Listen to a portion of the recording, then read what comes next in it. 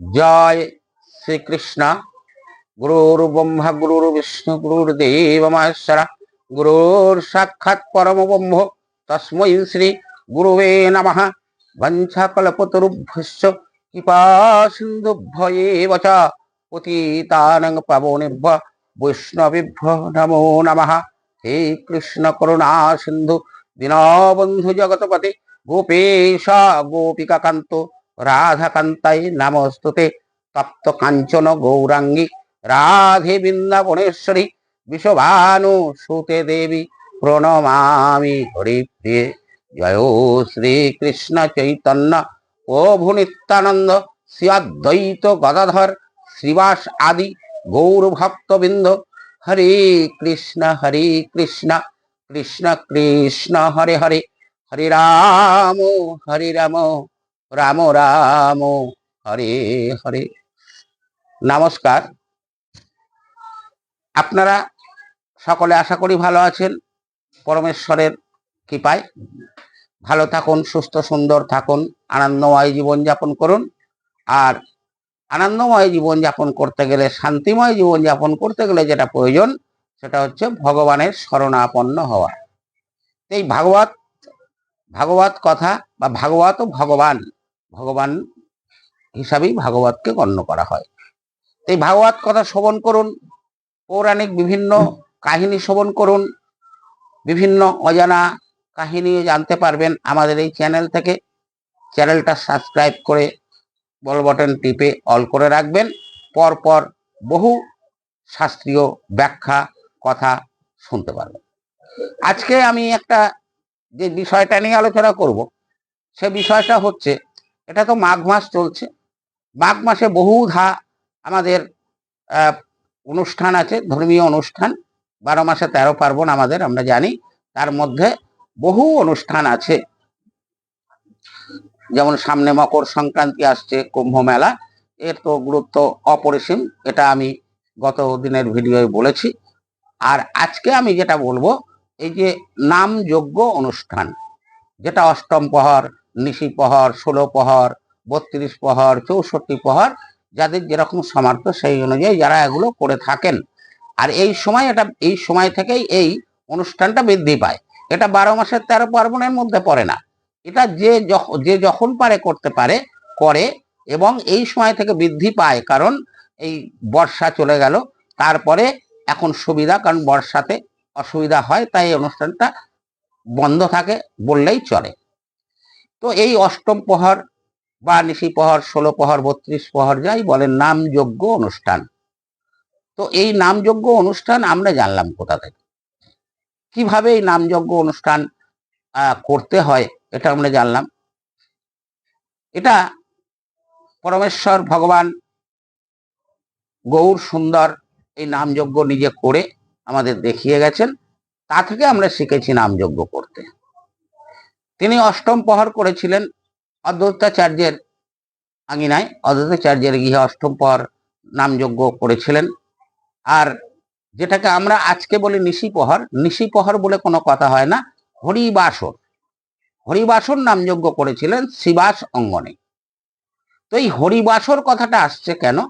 হরিবাসর কথাটা আসছে এই জন্যে, আমি আগেও অনেক ভিডিওয়ে আলোচনা করেছি। হরির সাথে বাস করা, হরিবাসর, সেটা বৈষ্ণবীয় একাদশীকে হরিবাসর বলা হয় বৈষ্ণবীয় ভাষায়।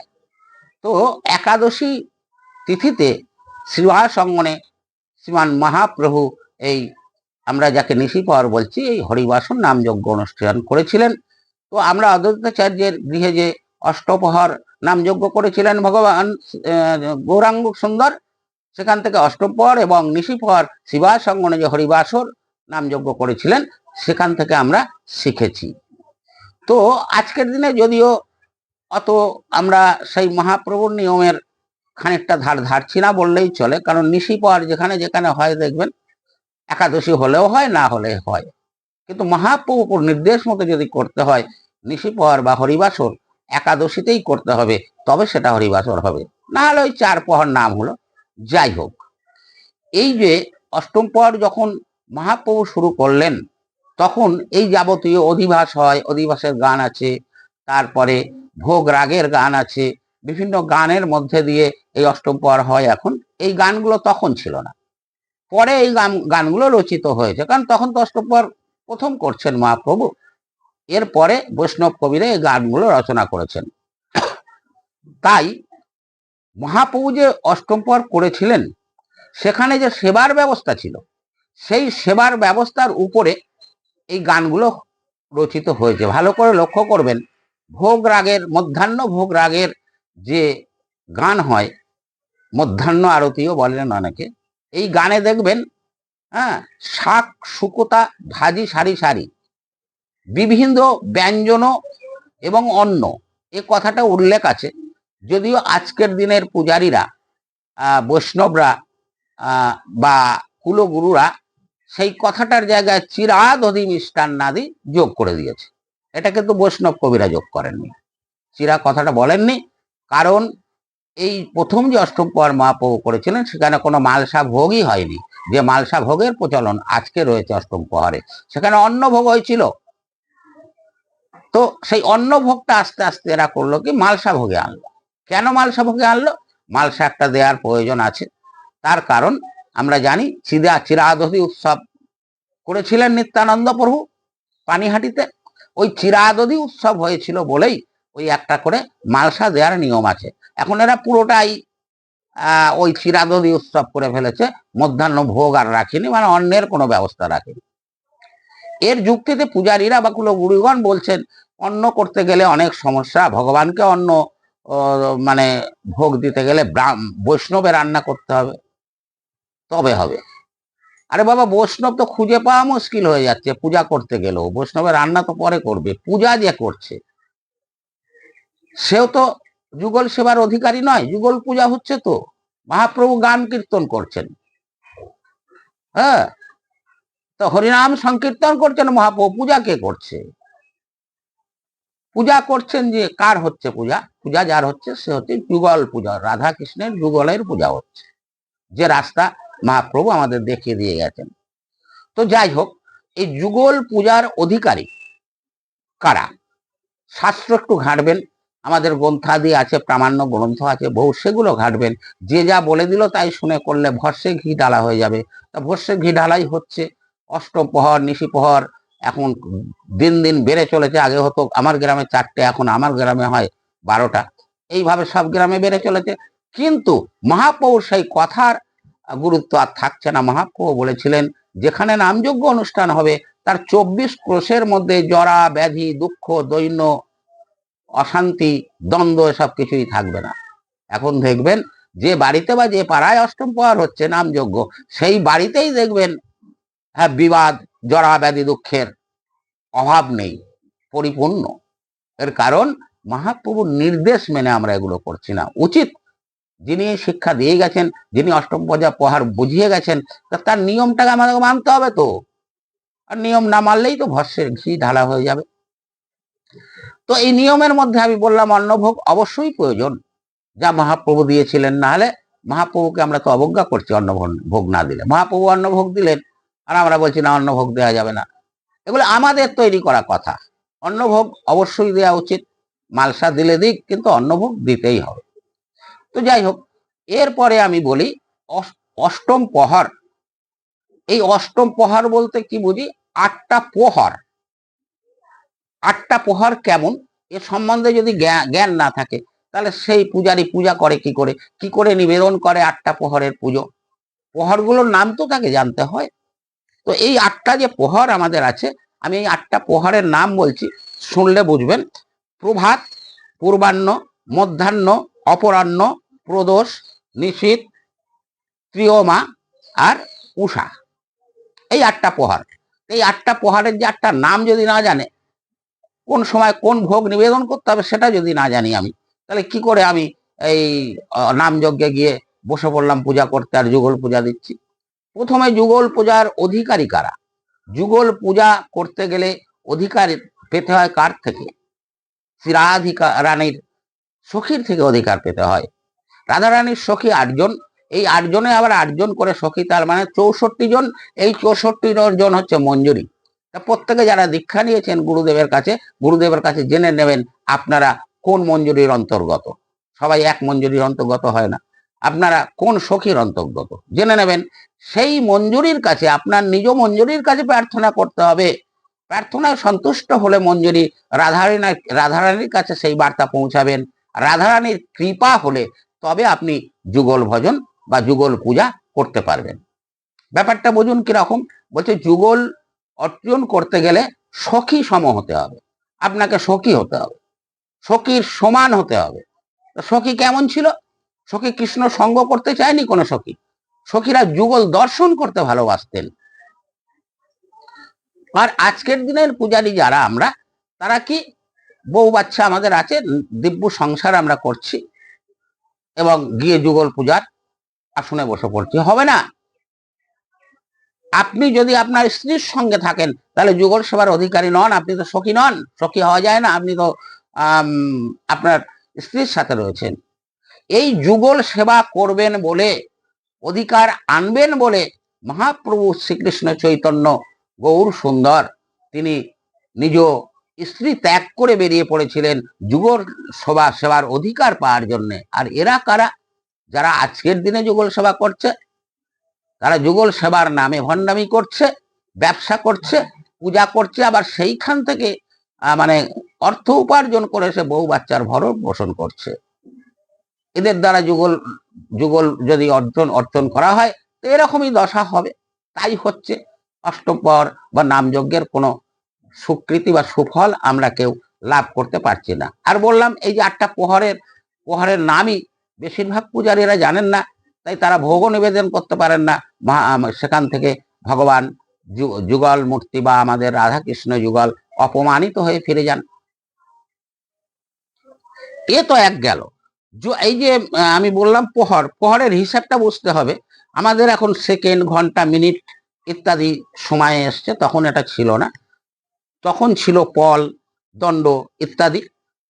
এই পল দণ্ডের হিসাবে আমাকে বুঝতে হবে এক প্রহর 24 সেকেন্ডে হয় এক প্রহর, এই এক পল, 24 সেকেন্ডে হয় এক পল, আর 60 পলে হয় এক দণ্ড, বা এই এক দণ্ড আমাদের এখনকার সময় অনুযায়ী 24 মিনিট। আর 7.5 দণ্ডে হচ্ছে এক প্রহর, বা আবার এক জামও বলা হয়। এই এক জাম সমান সমান 3 ঘন্টা, এটাকেই এক প্রহর বলা হয়। তা আমি যখন দিনমানে পূজা থেকে রাত পর্যন্ত পূজা করছি 24 ঘন্টা, তা 3 আসতে 24 ঘন্টা, 8 বার পুজো হবে। এই হচ্ছে অষ্টম প্রহর। আর তার কালগুলো আমি বললাম, প্রভাত, পূর্বাহ্ন, মধ্যাহ্ন, অপরাহ্ন, প্রদোষ, নিশীথ, ত্রিয়মা আর উষা। এই 8টা কালে পুজো হবে। এই 8টা কালে পুজো হবে। তাহলে যেখানে হরিবাসর তিথি হচ্ছে, যেটা একাদশীতে হয় 4 প্রহর, এখন এরা একাদশীর ধার ধারে না, অর্থ ইনকামের প্রয়োজন, যে কোনো দিন নিশি প্রহর বলে চালিয়ে দেয়। নিশি প্রহর বলে কোনো প্রহর হয় না, এটা হচ্ছে হরিবাসর তিথি। তো হরিবাসর তিথির রাত্রের প্রহরগুলোর নাম কি? প্রথম প্রহর হচ্ছে প্রদোষ, দ্বিতীয় প্রহর হচ্ছে নিশীথ, তৃতীয় প্রহর হচ্ছে ত্রিয়মা, আর চতুর্থ প্রহর হচ্ছে উষা। তো আমাদের সময়টা জানতে হবে, প্রত্যেকটা প্রহরের সময় কটা থেকে কটা পর্যন্ত। একটা আমি পূর্ণাঙ্গ দিনের হিসাব দিচ্ছি, সব সময় দিন রাত এক থাকে না, দিন ছোট বড় আছে, সেটা আলাদা। আমি পূর্ণাঙ্গ দিন, যেটা পুরো সমান দিন এবং রাত, তার হিসাবটা আমি বলে দিচ্ছি কটা থেকে কটা এই প্রহরগুলো হয়। আমরা প্রথমে বলছি প্রভাত। এই প্রভাত হচ্ছে সকাল 6টা থেকে 9টা পর্যন্ত। তারপর হচ্ছে পূর্বাহ্ন। পূর্বাহ্ন হচ্ছে 9টা থেকে 12টা পর্যন্ত। তারপরে কি মধ্যাহ্ন। মধ্যাহ্ন হচ্ছে দুপুর 12টা থেকে 3টে পর্যন্ত। তারপরে আমরা পাচ্ছি অপরাহ্ন। এই অপরাহ্ন হচ্ছে বিকাল 3টা থেকে সন্ধ্যা 6টা পর্যন্ত। এই তো সারাদিনের গেল। রাত্রের প্রহর। রাত্রের প্রহর হচ্ছে প্রথমে হচ্ছে প্রদোষ। প্রদোষ হচ্ছে 6টা থেকে রাত 6টা থেকে 9টা। দ্বিতীয় প্রহর নিশীথ হচ্ছে 9টা থেকে 12টা। তৃতীয় প্রহর ত্রিয়মা হচ্ছে 12টা থেকে 3টে। আর চতুর্থ প্রহর উষা হচ্ছে 3টে থেকে 6টা। তাহলে তৃতীয় প্রহর, যেখানে নিশি প্রহর হচ্ছে বা অষ্টম প্রহর হলো, রাত্রের পূজাগুলো চলছে, সেখানে রাত্রের তৃতীয় প্রহরটার নাম হচ্ছে ত্রিয়মা। এই ত্রিয়মার টাইমটা কটা? 12টা থেকে 3টে। তাহলে রাত্রের ভোগের যে আরতিটা হবে বা সেবাটা দেওয়া হবে, সেটা 12টা থেকে 3টে। আজকের দিনে কুলগুরুরা আজকের দিনে পূজারী বৈষ্ণবগণ কি করছে, 10টার মধ্যে রাত্রের পুজো মিটিয়ে খাওয়া দাওয়া করে শুয়ে পড়ছে, সেই টাইম পর্যন্ত পৌঁছাচ্ছেই না। আর না পৌঁছালে তাহলে তারা কি করে তিয়মা প্রহরের পুজোটা করলো। এই পুজোতেও আমাদের খুঁত হচ্ছে বা অপরাধ হচ্ছে, যার জন্যই এই এত অনামযোগ্য অষ্টম প্রহর দিয়েও আমরা তার সুফল বা স্বীকৃতি লাভ করতে পারছি না। দেখবেন 12টার পরে যদি পুজো না করে রাত্রের, তাহলে যেমন একটা প্রহরও নিজের ইচ্ছা মতো বন্ধ করে দিল, নিজের শরীরের আরাম নেওয়ার জন্য। কারণ এরা তো যুগল সেবার অধিকারী না, যুগল কি বস্তু তা তো জানে না, তাই এরা এগুলো করতেই পারে। যুগল কি বস্তু জানলে এত বড় অপরাধ এরা করতো না। এ তো গেল 8টা প্রহরে পূজা, অষ্টম প্রহর বা 4টে প্রহরের পূজা, নিশি প্রহর। এবার আসি ভোগ রাগ। ভোগ রাগ যেটা আমরা কেউ মহোৎসব বলছেন, কেউ ভোগ রাগ বলছেন। তা ভোগ রাগে আমি একটু আগে বললাম মালসার ব্যবস্থা হয়ে গেছে সব জায়গায়। না, ভোগ রাগে মালসা দেননি তো মহাপ্রভু, অন্ন ভোগ দিয়েছিলেন। এই মহাপ্রভু করার পরে গান রচিত হয়েছে, তবু সে গানে অন্নের কথা আছে, শাক শুক্তা ভাজার কথা আছে। আর এরা সেটাকে বদলে চিড়ে দড়ি মিষ্টান্নাদি করে ছেড়ে দিচ্ছে। তাহলে মহাপ্রভুর নিয়মে আমরা করছি না যত অষ্টম প্রহর হচ্ছে। তাই এই দুর্দশা আমাদের দিন দিন অশান্তিতে পরিপূর্ণ, দিন দিন ব্যাধি জ্বালা যন্ত্রণা ইত্যাদি শুরু হচ্ছে। অষ্টম প্রহর সম্পূর্ণ ভস্যে ঘি ঢালা হচ্ছে আজকের দিনের অষ্টম প্রহর প্রায় তাই। কারণ যিনি অষ্টম প্রহর দেন তিনি বিশাল করে প্যান্ডেল করে মানুষকে বোঝান। আমার বাড়ি প্রত্যেক বছর অষ্টম প্রহরে, দেখ কত বড় প্যান্ডেল করেছি, কত লোককে খাইছি। এগুলো হচ্ছে ওই যশ প্রতিষ্ঠা শুকর বিষ্ঠা মেখে এলি সারা গায়ে, যশ প্রতিষ্ঠা লাভ করে শুকরের বিষ্ঠা মাখার মতো অবস্থা। তো ভোগ রাগে অন্ন অবশ্যই দিতে হবে, নাহলে ভোগ রাগ হবে না। মহাপ্রভু দিয়ে গেছেন, নাহলে মহাপ্রভুকে অপমান করা হবে। আর এই ভোগ রাগে যে মালসাগুলো এরা দেয় অন্ন না দিয়ে, কোথাও দেখবেন 14টা মালসা হচ্ছে, কোথাও 34টা, কোথাও 64টা, কোথাও 164, কোথাও 300। মালসার দেওয়ার জায়গা নেই, মালসার উপরে মালসা, তার উপরে মালসা, তার উপরে মালসা দিয়েও অষ্টম প্রহর হচ্ছে। মানে এরা কি করছে, ওই আমরা ম্যাচলা বলি কাকে জানেন তো? ম্যাচলা বলি গরুতে যে বিচালি খায় যে পাত্রটায়, ওকে ম্যাচলা বলা হয়। এরা এই ম্যাচলায় গরু বেঁধে দিচ্ছে, এরকম একটা অবস্থা ভোগ রাগ করতে গিয়ে। মহাপ্রভুর ভোগ কত সংবেদনশীল এটাই এদের মনে নেই। ওই কথা একটাই, যুগল সেবা এরা অধিকারী না, যুগল সেবা পদ্ধতি এরা গুরুর থেকে নেননি। তো এই যে মালসা দেয়া হবে, প্রত্যেকটা মালসার আলাদা আসন থাকবে, আলাদা জলের গ্লাস থাকবে, হ্যাঁ, আলাদা ফলমূল আদি থাকবে, ডাব থাকবে, এবং প্রত্যেকের আলাদা আসন দিলে তো একটা মালসার উপর একটা মালসা চাপিয়ে দিলে হলো না। আর যদি এক জায়গায় ধরুন সব ঠিক ঠিক করে 104টে মালসা হচ্ছে, তা যিনি মালসা নিবে, ভোগ নিবেদন করবেন পূজারী গুরুদেব বা বৈষ্ণব, এই 104টা মালসা কাকে কাকে দেবে তাদের নাম জানতে হবে। ওমা, তা আমাকে ডাকলেন, আসুন গোস্বামীদা সেবা করে নিন, তবে না আমি সেবা করতে গেছি, না আপনি অন্য ওখানে বেড়ে রেখেছেন, আমি গিয়ে সেবা করেছি, তা করবো কি? আপনিও করবেন না, আমিও করবো না। তাহলে ঈশ্বর কি, ভগবান কি করে সেটা করে? কার কোন আসুন, কার কোন থালা, সেটা তো নির্দেশ করে দিতে হবে। আর নির্দেশ করে দিতে গেলেই ওই 104টা যদি মালসা হয়, 104 জন কাকে কাকে দিচ্ছ তার নামটা জানতে হবে। আমাদের এই ভোগ নিবেদনের পদ্ধতিতে বলা আছে, যে মালসাটা যার, একটা ছোট্ট কাগজে তার নাম লিখে সেই মালসার সামনে একটা ছোট্ট পতাকা টাঙিয়ে দিতে হবে। প্রত্যেকটা মালসার সামনে সামনে একটা করে পতাকা থাকবে, যে মালসা যার তার নাম লিখে। এই 104টা নামই এরা জানার চেষ্টা করছে না, জানছে না। গুরুর কৃপা এদের লাভ হচ্ছে না, তার কারণে তো অপরাধ করে চলেছে। এরা যুগল সেবারই অধিকারী না, অথচ যুগল সেবা করছে, অপরাধ করে চলেছে। এরা কিছু জানতে পারছে না, বুঝতে পারছে না। 104টা মালসা হয়েছে, নিবেদন করে দিলে, কাকে কাকে দিলে জানে না। আসলে ভোগ নিবেদনও হলো না। বুঝুন, পূজা হচ্ছে না। রাত্রে আমি বললাম তিয়মার যে পূজা 12টা থেকে 3টে পূজাটা এরা করে না, এ তো হলো না। ভোগ নিবেদনও হলো না। কাকে ভোগ নিবেদন করবেন, নাম তো জানে না যে ডেকে খেতে দেবে। কি অবস্থা আজকের দিনে এই নাম যজ্ঞের, বুঝতে পারছেন তো? নাম যজ্ঞ যদি করতে হয়, বাড়িতে করুন, পাড়ায় করুন, আর যেখানে করুন, তার সঠিক নিয়ম মহাপ্রভু যেরকম বলে গেছেন, যেরকম করে গেছেন, সেই নিয়মে করতে হবে। আমি প্রহর গরুর আমি নাম জানি না, আমি কি করে নিবেদন করব? তো যিনি পূজারী তাকে জিজ্ঞেস করুন অষ্টম প্রহর হবে, 8টা প্রহরের নাম কি, কটা থেকে কটা কোন প্রহর। আর ত্রিয়মা যখন 12টা থেকে 3টে, আপনি 12টার পর পুজোটা একটা পুজো হচ্ছে আছে সেটা করছেন না কেন? মালসা ভোগ সাজিয়েছেন, কোনটা কার মালসা, নামগুলো বলুন। অনেকে বলে ও গুরুদেব করছে যা করে তাই, তা কি ঠিক? না, বলা হয়েছে সাধু গুরু শাস্ত্র বাক্য চিত্তেতে করিয়া ঐক্য। সাধু গুরুর বাক্য আমি নেবো যখন আমার শাস্ত্রের সঙ্গে মিলবে। অশাস্ত্রীয় কথা যদি গুরুদেবে বলে, মন গড়া কথা যদি গুরুদেবে বলে, তাও গ্রহণ করতে আমাদের শাস্ত্রে বলা হয়নি। আর আপনি যদি প্রশ্ন না করেন, দিকে দিকে এই প্রশ্ন, এই বৈষ্ণব কুলগুরুদের কাছে মানুষ যদি ছুঁড়ে না মারে, তাহলে এরা চিরকাল এই ভুল করে যাবে। আর এই ভুলে আমাদের সমাজ সংসার, আমাদের কৃষ্টি সনাতন ধর্ম সম্পূর্ণ আস্তে আস্তে মিয়মান হয়ে যাবে, অশান্তিতে পরিপূর্ণ হয়ে যাবে। তাই স্বচ্ছ নামযজ্ঞ অনুষ্ঠান করতে, প্রশ্নগুলো করতে শিখুন। যার জন্য আমি বলেও দিলাম 8টা প্রহরের নাম, কিভাবে মালসা ভোগ দিতে হবে সেটা বললাম। এগুলো জিজ্ঞেস করুন এদের। চারদিকে 4টে কলা গাছ পুঁতে দিল, এই 4টে কলা গাছ কারা, এদের নাম কি? যদি সে না জানে তাহলে সে ওই একই কথা, পূজা যা সে জানে না। এতক্ষণ আমি আলোচনা করলাম নামযজ্ঞ নিয়ে এই জন্য, যেহেতু নামযজ্ঞর এই সময় চলে এসছে, এখন নামযজ্ঞ হবে চতুর্দিকে।